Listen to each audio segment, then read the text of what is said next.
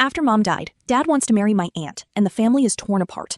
My mother had been in the ground for exactly 4 months when my father sat us down and announced he was going to marry her sister, my aunt, and he expected our blessing. I stared at his mouth as it kept moving, forming words about companionship and shared grief and keeping the family together, but all I could see was my mother's face the day she died, her cold hand in mine, and the promise I made to her that I would look after him. This wasn't looking after him. This was betrayal dressed up in a suit and tie, standing in our living room like it was the most natural thing in the world.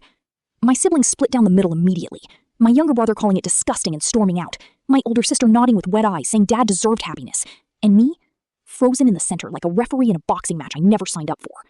The phone call started that night, aunts and uncles choosing sides, my grandmother threatening to disown my father entirely, my aunt's children accusing us of calling their mother terrible names when we hadn't said a word yet. I tried to understand, I really did, sitting with my father on the porch and asking him how long he had felt this way, and his answer made my blood run cold.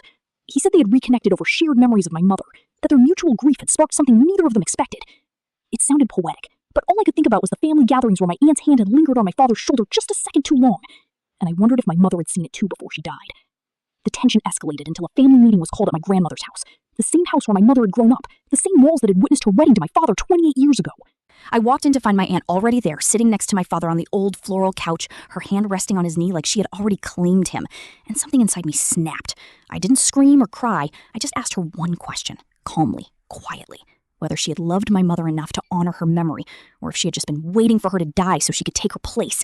The room erupted. My grandmother threw a teacup, my aunt burst into tears, and my father looked at me with an expression I had never seen before, something between shame and rage and a desperate plea for understanding.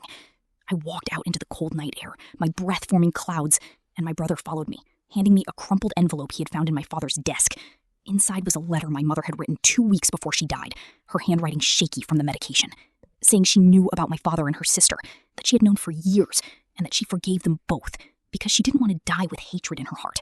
She had given her blessing, not to their union, but to their guilt, absolving them in advance because she loved her sister too much to let her live in shame.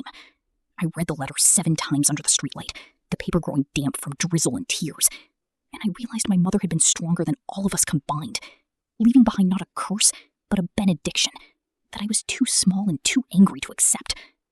I went back inside, handed the letter to my grandmother, and watched her face transform from fury to a grief so profound it silenced the entire room, because my mother had managed to heal a wound from beyond the grave that the living were too stubborn to even acknowledge.